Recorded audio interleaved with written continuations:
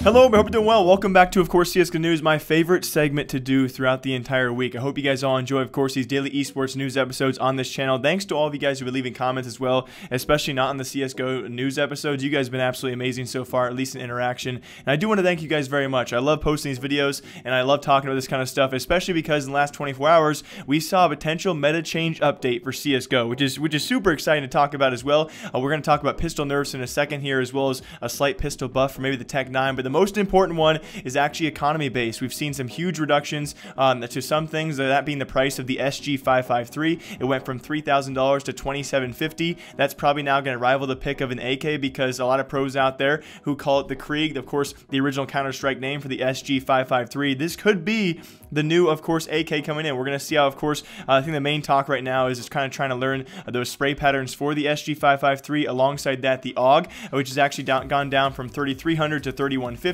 on that CT side. So we're going to see maybe some new rifles into the game, especially, I guess, on both sides, really. I think the AK will still probably be dominant until the pros actually get that spray pattern down, but I cannot wait to see people like AUG, Magist, apparently Device going to make use of the Scout more as well, and why Device and many pros out there have been complaining or even talking about this kind of stuff. I think we've seen so far more probably pros liking it than hating it. We're going to see definitely how it does play out, but this is actually the biggest change so far. Round loss bonuses have also been changed. That first round loss bonus, no longer $1,400, but actually $1,900, and that seems like a small change. Of course, you know, 500 bucks maybe buys you an extra nade here and there, extra couple flashes, but it makes a huge difference if you choose not to buy those first two rounds. It does seem, according to Scream, if you do the math correctly, of course, you get that starting $800, and you do not buy a single thing those first two rounds, and even if you lose those first two rounds, you can actually buy an op that third round as well, so it is with one kill. So again, to kind of reiterate that, because it's kind of hard to actually do the math, you don't buy a single thing those first two rounds, you lose them,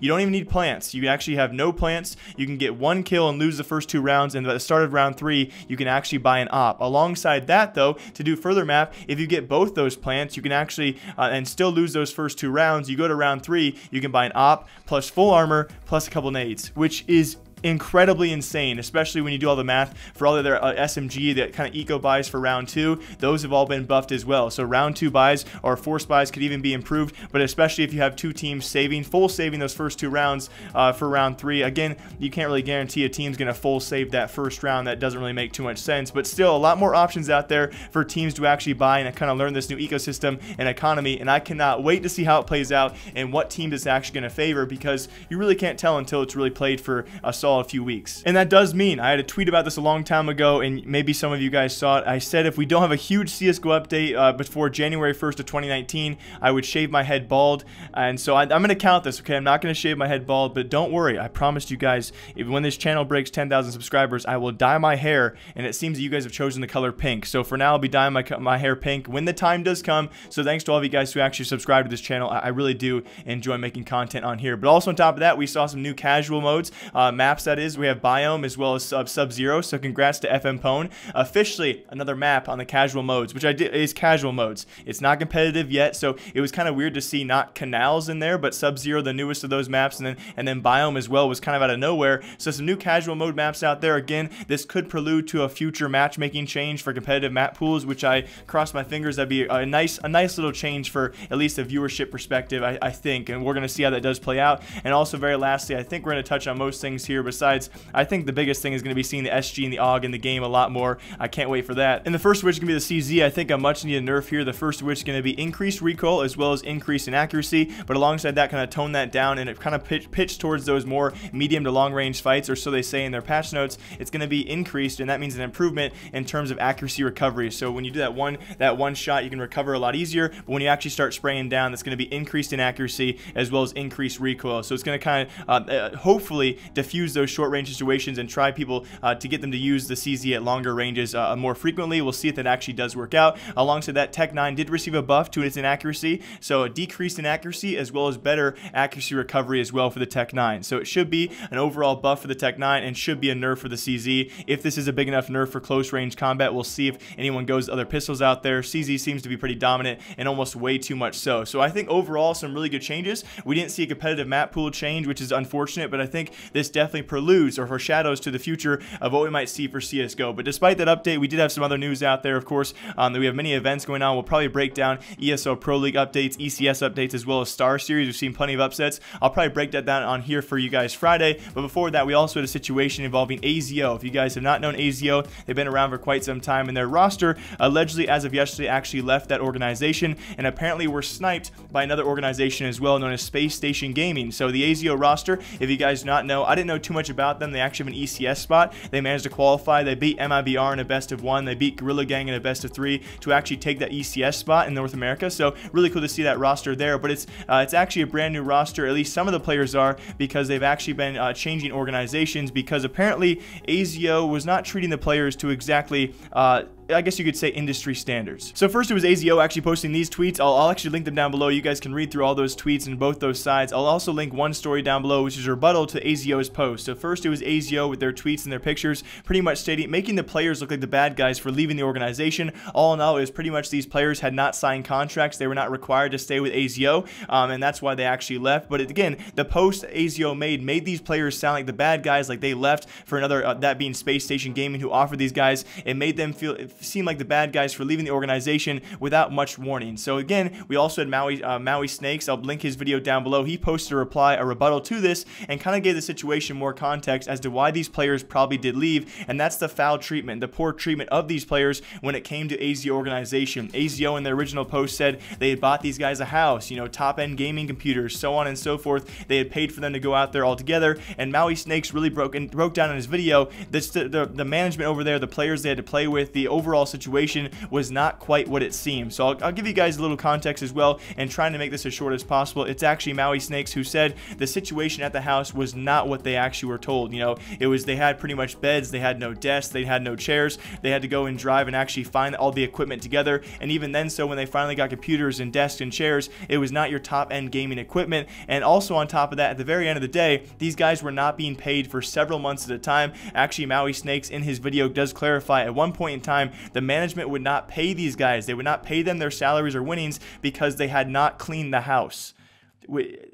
Yeah, I meant that. And on top of that, the management, also one of the players who is a part of the management but actually played with that original roster, his name is Tryhard, apparently was saying some things and actually threatening the original roster as well, which caused the roster to change. Some of these players had actually left the house because of these threats. I'll let Maui Snakes kind of explain it to you guys, because apparently this guy known as Tryhards had threatened him as well as another player known as Jax, and that's eventually why these guys left the roster. But again, this current roster as well has now left AZIO. They're a part of Space Station Gaming. They're in ECS. I think they're still in Mountain Dew League as well, so they're doing decently well for themselves. But here is exactly the breakdown of what this guy, who is again formerly a part of that, he's still part of the management, I do believe, at AZIO. Here's what forced these guys to leave. He was making these threats towards them. We went through the season 0-5, and we knew something had to change. So Sezzy, me, and Jax went to the team house, and we talked to Tryhard about his performance. And Tryhard not only denied and deflected any possible responsibility for the team's poor performance, but he actually went as far to threaten one of our players. He threatened Jax. And Tryhard is about 6'2", 6'3", and I think he's 32 years old. Jax, on the other hand, was 21, I think, and he's about 5'3", 5'4", maybe. And so so Tryhard basically has a foot over him. And Tryhard told Jax, and I wrote the quote down after it happened. I began taking notes pretty early on because a lot of fishy things were happening pretty early, and I felt like it could come back later, and it seems like it did. So, quote, Tryhard said that if he keeps going behind his back, he will knock him the out. And this is a guy that's 10 years older than the other person, and also a foot taller. So this is what actually caused Jax to leave the team. You're not going to want to be in the same vicinity as him.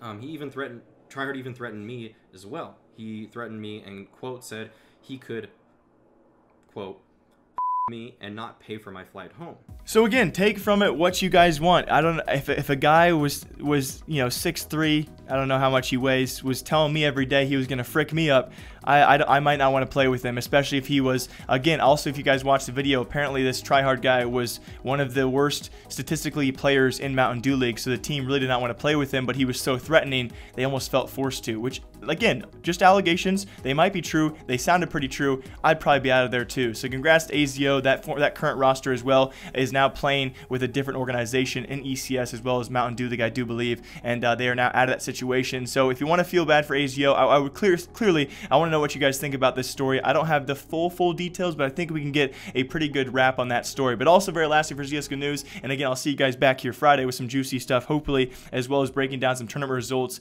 and some future team changes, which are certainly going to come after this week so far. We do have a brand new minor format for Katowice 2019, although it's not that big of a change. Actually announced a couple days ago, guys, ESL has now abolished all invites to the open qualifiers. So closed qualifiers, it's kind of a confusing situation. I do still believe closed qualifiers will get invites, but this time around, open qualifiers will not. That does mean, though, some big changes for teams like Renegades. They do have to actually compete in those open qualifiers to qualify for the closed qualifiers. And people were saying it's not that big of a deal, but, you know, going through open qualifiers, that's still a bunch of best of ones. So for teams like Renegades, although they are by far and away the best team in the Asian scene for qualifying, a best of one, anything can happen. So some teams may be coming up surprisingly out of those regions, and it's, again, not too big of a change, though, for Katowice 2019. And one last point I'll leave you guys with is we still have no new format for the actual challenger stage and legendary stage for Katowice 2019. I think a new format's coming, though. If you guys have been watching Carmack on Twitter, he has now said several times the format has not been solidified,